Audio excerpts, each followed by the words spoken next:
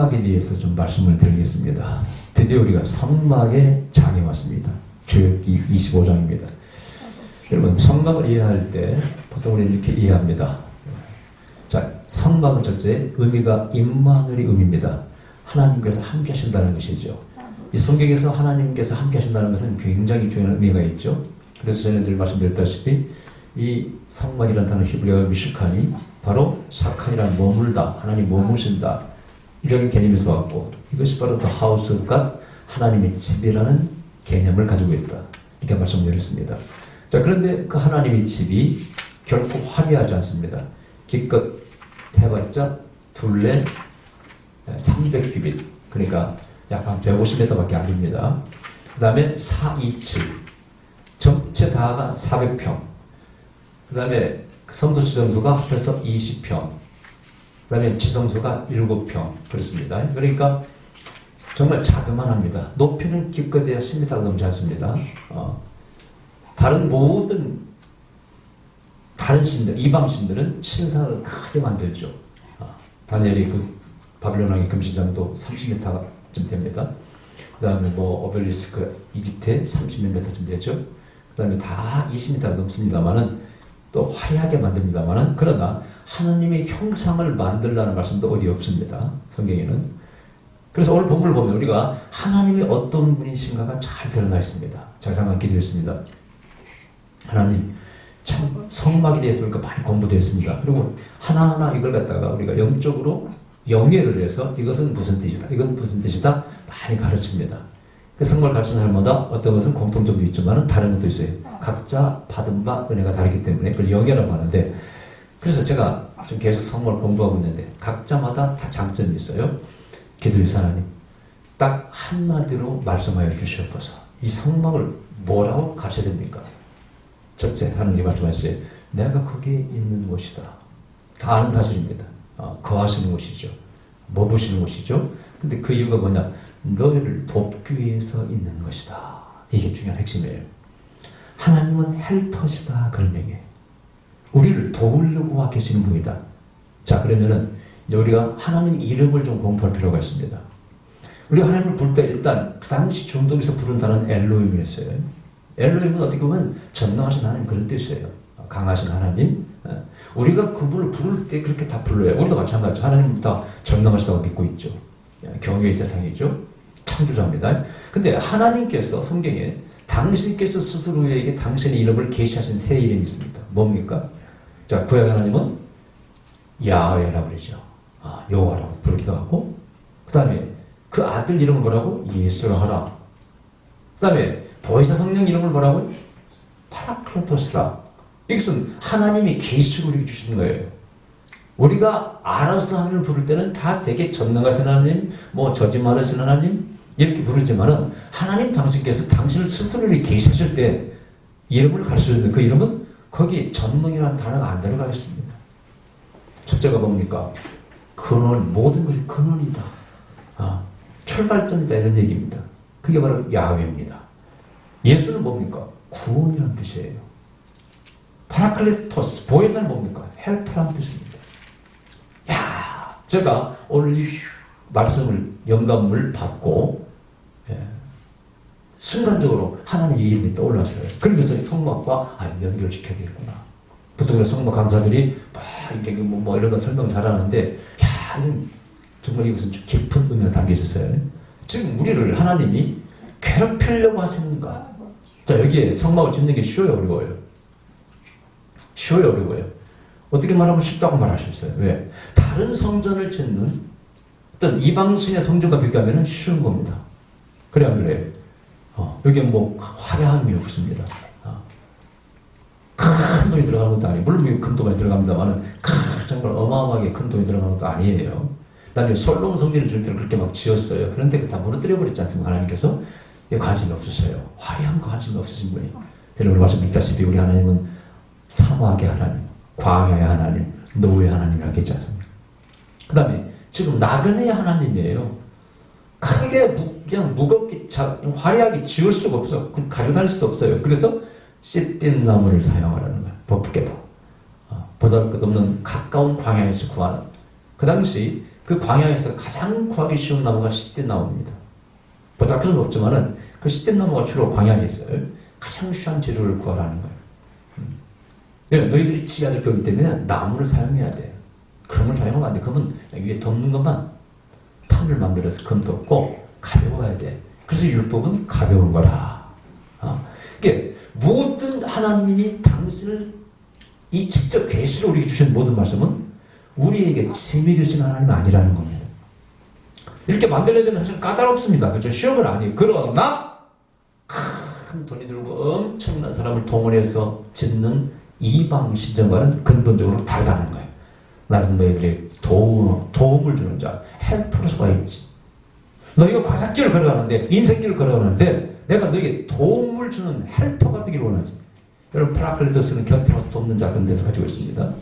보아서 성령님, 결코 너에게 내가 경배를 받기 위해서 고해를 짜내서 희생 제물을 바칠 때 자식까지 바치는, 인간의 생명도 바치는 그런 이방신과는 구별되는 참으로 겸손하시고 자신을 낮추시는 하나님의 특성을 나타내고 있습니다.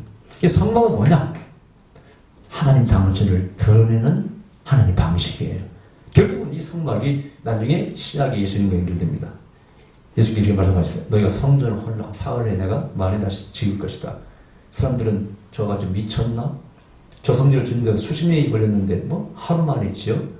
그때 영적으로 깨달은 자는 뭐라고요? 성전은 곧 예수님 자신을 가리켜 말함이라. 그래서 이 성막을 하는 강사는 모두가 다 성막이 예수님입니다. 연결시켜서 풉니다. 그러다 보니까 좀 오버할 때도 있긴 있습니다만, 그러나 결코 이 틀린 얘기는 아니라 여기에 하나님의 겸손하심, 하나님의 캐릭터, 하나님의 본질이, 네이처 본질이 그대로 드러나 있습니다. 할렐루야. 그래서 성막을 공부할 때 우리는 성막을 통해 뭘 배운다? 하나님을 배운다. 하나님을 안다. 하나님 어떤 분이신가 본질을 성막을 통해서 드러내신다. 이걸 우리는 알아야 됩니다. 아까 하나님의 새 이름, 성부는 바로 야훼다. 모든 것이 근원이시라고 그랬지. 내가 정말 하나님이다 스스로 당신을 높이지 않습니다. 그러나 근원인 건 맞죠. 그렇다면 모든 것이 나온 것이 바로 우리 하나님 아버지께서 나왔고, 또 다시 오베가 포인트라고 그러죠. 다시 모이는, 복귀해야 되는 한 점도 바로 하나님을 말씀하는 것이 바로 그게 야훼라는 뜻입니다. 그 다음 예수님은 구원이시다. 자, 출애굽 사건이, 출애굽 여전히 바로 구원의 여정입니다. 그죠? 애굽에서 노예된 상태에서 우리를 구원해 내시는 것이죠.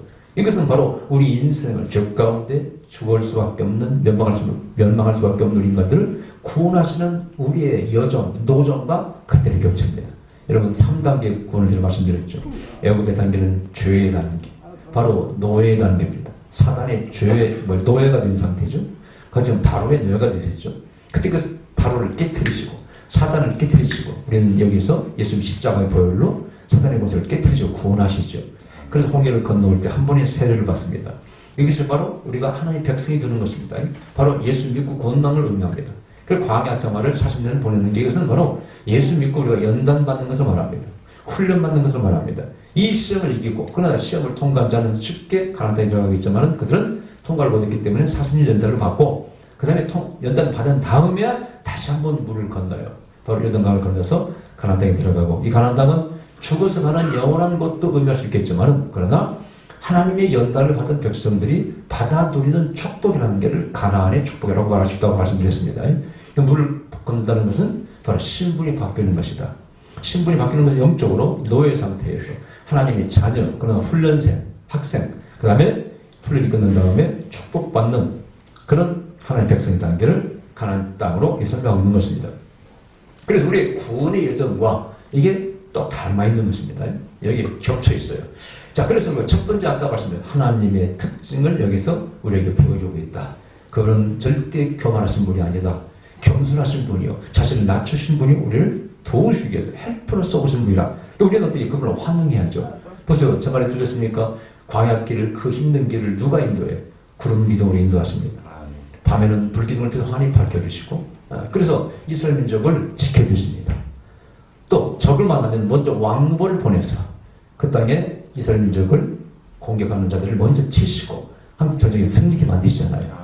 그 오합지졸 같은 이스라엘 민족이 광야를 거쳐서 가나안 땅에 쳐들어가서 여리고성을 무너뜨리고 그 땅을 차지한다는 것이 쉬운 게 절대 아닙니다. 여러분 전쟁을 해보면 오합지졸을 들이고 전쟁하는 건 정말 어려운 거예요. 여러분요. 숫자가 많다고 이기는 것도 아닙니다. 저 오늘 잠깐 그 역사 공부를 좀 했는데 우리나라 그 안시성 전투 아시죠? 당태종 이세민과 그 양만춘 성주가 안시성에서 싸우는데 그 전 싸움에서 다 점령을 당했어요. 몇 개 성에서 몇 개는 이겼지만은. 그리고 숫자가 게임이 안 돼요. 그러나 그 성을 숫자가 많다고 이기는 게 아니에요. 결국은 당태종이 뭐 서리에 가면은 양만춘이 서로 화살이 맞아서 눈 한쪽을 잃게 되고 그리고 퇴각합니다. 이 중국 역사에서 당태종 이세민은요 전쟁의 신으로 이렇게 알려져 있어요. 가장 위대한 통치자로 알려져 있습니다. 근데 그 전쟁의 신이라고 하는 당태종이 그 조그만 성을 몇만 명이 있는 성을 약 100만 명 가까이 되는 군사가 못 이기고 결국은 거기서 눈 뽑히고 패주하게 되면서 또 서리에 가면은 중국 사기에는 비단 100표를 선물로 참 대단 훌륭하다. 그 사람도 못 있는 사람이에요. 비단 100표를 넣고 퇴각하겠다 그래요. 근데 우리나라의 또 서기에 보면은 그러자 양만주의 성에서 큰 절을 했다 그래요. 그런 설이 있어요. 숫자가 다 이기는 게 아니에요. 여러분 이스라엘 민족이 오합지졸입니다. 솔직히 여러분 얼마나 모색이 대적했습니까? 껐다가면 자기 민족이 대적합니다. 내분이 있다 그 뜻이에요. 근데 그런 백성들이 어떻게 그 가나안 땅의 민족들을 제압하고 그 땅을 차지합니까? 여기에 센터에 누가 계세요? 하나님이 계셔. 그게 선방입니다. 내가 너희 가운데 거하리라. 너를 지키고 보호할 것이며 너를 인도할 것이다. 내가 움직이면 너는 따라와. 구름이 떠서 발행하면 그때 텐트를 걷어서 움직입니다. 정말 우리의 가이드고 우리의 헬퍼 아니십니까? 정말 제가 이 음성을 듣고요. 야 그렇다 정말. 이런 차원에서 강의라는 사람 없더라고요. 아무도 없더라고요. 헬퍼로서 우리 가운데 계시기 위해서 오셨다는 이 성목을 지켜야 하시고 가신다는 그런 내용을 말하는 강사님은 없어요. 그래서 순간적으로 야 정말 역시 하나님의 영감이 참 은혜가 된다 하는 생각이 들어요. 자, 두 번째는 여기 보니까 이렇게 말씀하시죠. 여호와께서 모세에게 이르러 가라사대 이스라엘 자손에게 명하여 내게 예물을 가져오라고 하고 물을 즐거운 마음으로 내는 자에게서 내게 드리는 것을 너희는 받을지니라. 이제 여기 많은 금이 필요합니다. 은도 필요합니다. 놋도 필요합니다. 청색, 자색, 그다음에 홍색, 흰색 실들이 필요하고 어마어마한 것이 다 필요하죠. 자, 아까 말씀드렸죠. 쉽게 말하면은 지키기가 까다로운 게 아니라 돈이 많이 드는 것도 아니고 큰 건축이 많이 드는 것도 아닙니다. 그러나 어떻게 보면 까다로운 거예요. 요구사항이 많아. 이렇게 해라 저렇게 해라 이렇게. 이것도 다 사실은요 어떻게 보면 쉬운 거예요. 지나는 대로 지으면 되는 거니까. 창작해서 하려면 힘든 것이죠. 그죠? 근데 이것을 차원에서 하라는 거예요. 이게 종교의 핵심이에요. 자, 우리가 신앙생활을 할 때 우리가 예수를 믿습니다. 하나님 믿습니다. 교회 가서 주일 성수합니다. 11조합니다. 이걸 억지로 어떻게 하겠냐 이거예요. 종교가 신이 우리에게 지배해서야 되겠냐고요. 이것이 종교의 본질입니까? 공포에 질려가지고 예를 들어서 신천지 같은 경우는 이런 사람은 공포에 질렸어요. 여기서 빠져나가면 내가 저주받나? 탈퇴를 잘 못합니다. 대개 이단 종교의 특징이 그렇습니다. 그 교회 안 다니면 구원 못 받는다는 막 생각이 들어. 그렇게 가르쳐. 선을 지킵니다. 그 이단이 볼 것도 없습니다. 어떤 교회는 예수 안에서 해방을 가르칩니다. 예수님은 우리 즐거움의 대상이 여호와를 즐거워하라. 춤추며 찬양합니다. 형제여, 예수 믿는 사람 다 똑같이 형제에 대합니다. 근데 이단적 특징은요, 거기는 구원이 없어. 우리 교회야 생명이 있어. 우리 교회야 진짜야. 자꾸 이렇게 세뇌를 가르쳐가지고 그걸 전도의 방법으로 사용하면서 성도를 빼갑니다. 100% 이단입니다. 이건 기성교회도 그런 교회들이 있습니다. 여러분들은 남에게 대한 사람을 축복해 주시기 바랍니다. 하나님은 우리 즐거움의 대상이 돼야 돼. 아멘. 즐겁게 하시게 해피하게 만드시는 분이 하나님이라 이거예요. 그러니까 모든 신앙생활은 즐거움으로 하라는 뜻이에요. 하나님이 우리에게 도움이 안 되면 믿지 마세요. 여러분. 예수님 우리에게 도움이 안 되면 믿을 필요가 없어요. 여러분. 여러분 진정 예수님 믿고 인생이 바뀌었습니까? 인생관이 바뀌었습니까? 그 안에 행복을 발견했습니까? 그렇다면 예수님 믿고 11조 하시기 바랍니다. 어떤 사람 11조도 문제 사는 사람이잖아요. 멍청한 사람들이 진짜 선교도 하고 하려면은 없으면 안 돼요. 여러분이요. 현실적으로 선교도 하지 말란 말씀도 없고 이게 또 즐거움을 드려보세요. 이게 문제가 됩니까? 그렇다고 그 11조 준다고 우리 다 망합니까? 가난하게 삽니까? 이게 반대잖아요, 여러분요. 그러니까 모든 신앙은 기본이 즐거움에서 나와야 돼. 감사에서 나와야 돼. 하면 그것을 요구하고 있는 거예요. 이것이 히브리서 9장에도 마찬가지로 너희가 예물을 헌금할 때 즐거움을 하는 거예요. 자원에서 하라는 거예요. 때로는 너희가 형편이 어렵지만은 믿음이 크다면 더 할 수도 있다는 거예요. 신앙의 세계는 그렇다는 거예요. 꼭 1+1 이런 게 아니라는 거예요. 그래서 그런 믿음과 감사가 감격이 넘치는 사람이 선교도 하고 봉사도 하고 인생을 하나님께 헌신하는 거 아닙니까? 그런 사람 없이 어떻게 선교가 이루어지며 어떻게 복음이 전파됩니까? 여러분, 복음이 전파되는 모든 곳에는 다 피와 눈물이 있습니다. 희생이 있습니다. 눈물겨운 사연들이 있어. 그래서 기독교는 피를 먹고 자라. 순교자의 피를 먹고 자라. 근데 그들이 억지로 했다면 불가능한 일이라. 자원이 된다 이거야. 헌금도 모든 걸 자원에서 하라. 왜? 내가 너희들이 짐이 아니라는 거야. 난 너희를 돕는 헬퍼로 있지. 착취하는 신으로 와 있는 게 아니라는 거야. 이해가 되십니까? 중요한 핵심입니다. 중요한 핵심 포인트예요. 즐거움으로 내라. 즐겁게 내자는 억지는 사람 절대 받지 말라는 거예요. 왜? 나는 거지가 아니라는 거예요. 여러분, 우리가 헌금 드리면 하늘 손이 단대를 가지고 잘 받았다 가져갑니까? 결국은 다 우리가 이거 목회자 사례도 주고 이걸로 뭐 선비도 하고 헌금도 하고 또 우리 경상도 쓰고 다 하지 않습니까? 절대 하나님이 하늘에서 가져가지 않습니다. 그죠? 오해하시면 안 돼. 옛날에 기독교가 오해받을 때 헌금하면은 목사 먹이 살리기 위해서 목사가 다 쓴다는 때가 있었어요. 처음에 교회 복음 전파될 때 뭐 그런 문제들이 있겠지만은 그러나 그렇지 않다는 걸 아셔야 돼. 자, 그 다음에 여기 보니까 이 재물들을 바쳐. 여기에 다 뜻이 의미가 있어. 이것이 뭡니까? 아까 하나님의 특징을 우리에게 보여주는 겁니다. 그러니까 성경을 공부할 때 아까 첫 번째는 헬퍼로서 돕는 분으로서 우리 안에 거하시는 임마누엘 하나님, 교통하기를 즐겨하시는 하나님을 알아야 된다. 두 번째는 즐거움으로 신앙생활을 해야 되고 하나님 섬길 때 즐거움으로 우리가 섬겨야 된다. 신앙 결국 억지로 드는 것이 아니다. 만약 신이 우리에게 집인다면 우리는 신앙생활 할 필요 없다고 말씀드렸고, 이 세 번째는 이 모든 식양과 물건 속에 다 뜻이 담겨 있어요. 예를 들어서 뒤에 보면 실이 나옵니다. 청색실이 있습니다. 이 청색은 첫 번째가 성령의 색입니다. 제가 꿈과 환상의 해석의 원리를 წერ어냈지 않습니까? 거기에 잘 나와 있어요. 자, 이것은 많은 경험을 통해서 이렇게 적은 것들이에요.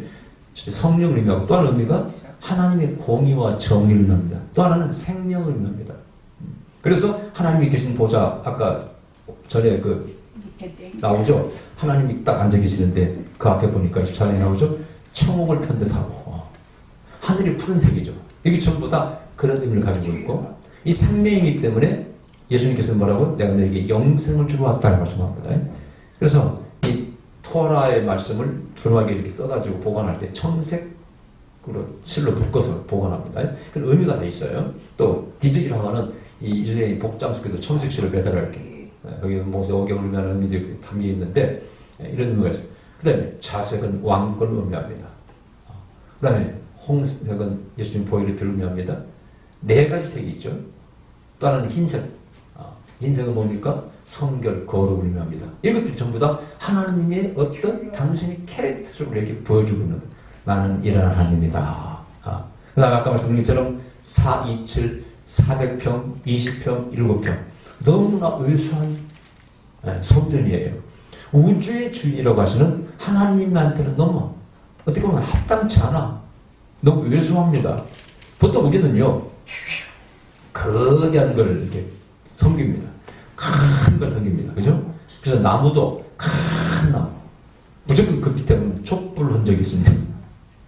여러분, 여기에 은행나무가 1000년 넘는 게 갖고 있잖아요. 어디입니까? 무슨 용문산? 용문산인가? 가봤더니, 촛불 자국이 여러 군데가 있어요. 전부 다서 비나이다, 비나이다. 왜? 1000년 이상을 살았으니까 이게 뭔가 있다는 거예요. 여기 신이 있다는 거예요. 그러니까 되게 무당들, 뭐 이런 사람들 와서 빕니다. 그 다음에 뭐 큰 바위가 있다. 틀림없이 거기에 굴파 놓고 와서 기도하는 사람이 있습니다. 그게 인간의 생각에 큰 걸 섬기. 나라도 사대주가 생기는 겁니다. 큰 나라를 섬기게 되고. 근데 우리 하나님은 거꾸로다. 내 생각은 너희와 다르다는 거예요. 이걸 아셔야 돼. 나는 겸손한 하나님이다. 화려한 곳에는 내가 없다. 큰 곳 하는 데가 없어. 절대 내 형상도 만들지 마. 절대 만들라고 하지 않으셨습니다. 그리고 나는 너희와 함께 늘 도와주러 하나가 되기를 원해. 자, 여러분, 이 성막의 의미가 요한계시록 21장 3절에 저기 나와 있습니다. 읽겠습니다. 거기 하늘로부터 새 예루살렘이 내려온 장면이 나오는데 사실은 이게 바로 성막의 의미와 똑같습니다. 자, 계시록 21장 3절 보니까 내가 들으니 보좌에서 큰 음성이 나서 가로되 보라 하나님의 장막이 사람들과 함께 있음에 하나님이 저희와 함께 거하시리니 저희는 하나님의 백성이 되고 하나님은 친히 저희와 함께 계시니 모든 눈물을 그 눈에서 씻기심에 다시 사망이 없고 애통하는 것이나 곡하는 것이나 아픈 것이 다시 있지 아니하니 처음 것들이 다 지나갔으니라. 할렐루야. 이게 뭘, 이 말씀을 읽는 순간 뭐 딱 떠오르는 게 없습니까? 뭐의 회복입니까? 뭐의 회복이에요 이게? 에덴 동산의 회복입니다. 여기 슬픔도 없고 질병도 없고 다툼도 없고 눈물이 없는 그곳이 어디입니까? 우리가 잃어버린 낙원, 에덴이죠. 즉 이건 복락원을 의미하는 것입니다. 그러니까 성막이 뭡니까? 복락원의 의미가 있어요. 내가 너희를 다시 에덴 동산으로, 즉 구원으로, 생명으로, 영생으로, 축복으로 이끌어가기를 원한다는 겁니다. 그것을 위해서 내가 너희 가운데 거하겠다는 거예요. 이끌어가겠다는 겁니다. 구약에서는 율법을 주어서, 토라를 주어서 백성을 이끌어갑니다. 너희가 내 명령을 지나면 너희 나의 백성이 되고 난 너희 하나님이 되리라. 이스라엘 종 너희는 나의 제사장들이 되리라. 그렇지 않습니까? 그 성막은 바로 너희가 나와 하나가 돼 사귐이 있어야 된다는 거예요. 요한 서신에서 말씀하죠. 사귐이 있어요. 하나님과 우리는 사귐이 있어야 돼. 이것은 뭡니까? 서로 닮아가야 돼. 우리가 하나님을 닮아가야 돼. 그 하나님의 형상에 우리가 성품에 참여를 받아야 돼. 닮아가야 돼. 이것을 성경에서는 강조하고 있어요. 이것이 요한복음 17장에서는 예수님의 최후의 기도에 나옵니다. 예수님께서 요한복음 10장 최후의 기도할 때 뭐라고 기도하셔요? 저희가 우리와 하나가 되게 하여 주시옵소서. 참 의미 있는 얘기예요. 우리 신학자들은 여기에 관심을 가져야 돼요. 하나님과의 연합입니다. 합일입니다.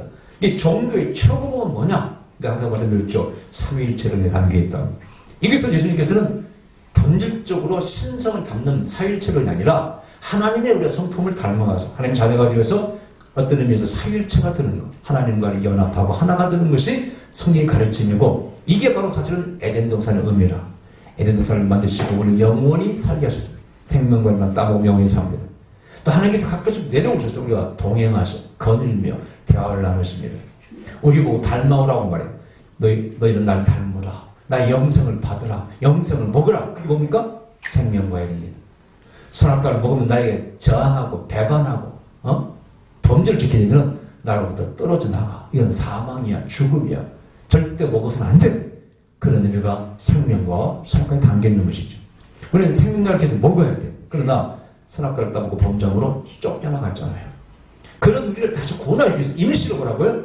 바로 성막을 주시고 성막을 베풀게 주시고 거기에 십계명을 주시고 법을 주셔서 그걸 지켜 따르면은 다시 내게 생명을 주겠다는 겁니다. 그게 성경 가르침이에요. 그러나 이것이 우리의 한계가 있기 때문에 죄성을 알고 깨닫게 하는 데 율법이 도움이 되고 결국은 은혜의 법 십자가의 죽으심으로써 우리 죄를 한 번에 단번에 용서받게 하신 그 구원의 완성이 올 때까지 임시복을 주셨고 이 예수님 안에서 그 생명이 하나님의 아들이 죽으심으로써 우리 죄를 용서받게 되고 우리가 믿음으로 그 구원이 완성된다는 것입니다. 그래서 완성되었을 때 바로 뭐가 하나님 관계가 회복되고 우리는 에덴 동산이 회복된다는 거야. 할렐루야. 그 과정 가운데 성막이 주어진 거예요. 아까 말한 가이드입니다. 헬퍼입니다. 내가 너희 가운데 너를 도와주겠다는 거야. 내가 움직이면 내 뒤를 따라와. 내가 멈추면 멈춰. 내가 늘 저를 지키고 추위로부터 지킬 것이다. 헬퍼가 아닙니까? 성막은 진정으로 아까 말한 구원자의 의미입니다. 돕는 분의 의미입니다. 도울 우리를 곁에 오셔야 돼. 하늘에서 내려오셔. 우리가 사귀시길 원하셔. 그리고 우리를 닮아오라고 말합니다. 하나님의 거룩을 닮아오라는 거야. 그 거룩을 담는 것이 제사의식에 담겨있는 것입니다. 죄 용서받고 희생제물을 통해서 물두멍을 지나서 성들을 지나서 지성스러운 과정이 바로 우리가 하나님과 합일이든 하나가 되는 과정을 설명하고 있는 것입니다. 성막을 전투를 이어갈 때 이렇게 먼저 이해를 하셔야 돼. 가장 핵심이 뭐라고 했어요? 우리를 구원하시고 돕기 위해서 우리에게 오시는 하나님. 예, 그 하나님의 거하시는 곳이 바로 성막이다. 겸손하신 하나님이시다. 기도하십시다. 그러신 우리 아버지 감사드립니다.